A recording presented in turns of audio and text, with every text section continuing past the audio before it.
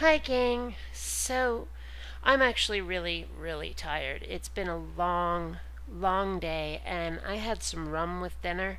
So, I'm kind of, yeah, exhausted and in a state.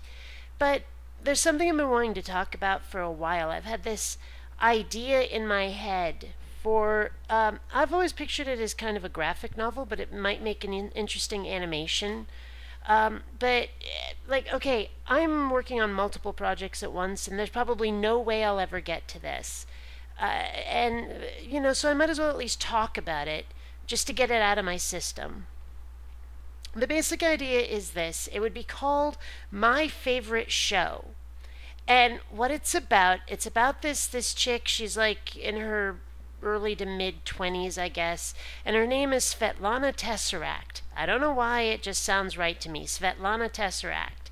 And she's got a roommate named Amy, who it actually turns out later you find out she's secretly an alien, but that's another issue entirely. We'll get to that later.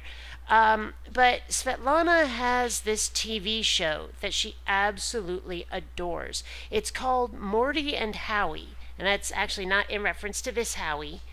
Completely different Howie.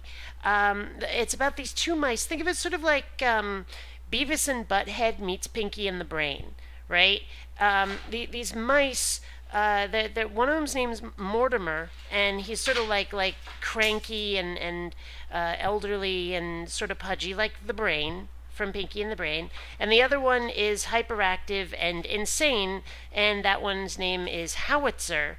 Also, Mortimer, Howitzer, Morty, and Howie. You get the idea. Well, Svetlana loves this show. She adores it. It's her Star Wars. The way, like, I adore Star Wars, she adores that show.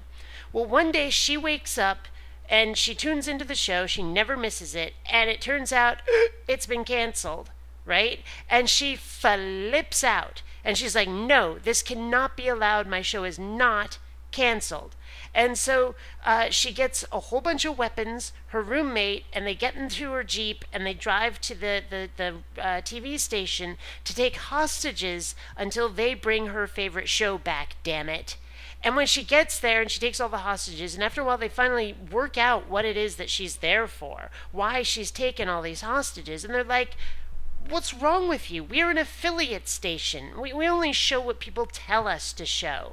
You have to go to the head office, which is in, like, I don't know, New York, Atlanta, something, LA, I don't know, some big city.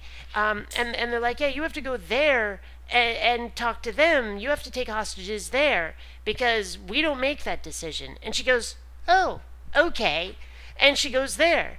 And it turns out after a lot of wrangling that her show getting canceled was this tiny little cog in this vast global conspiracy, this sort of like Illuminati style conspiracy.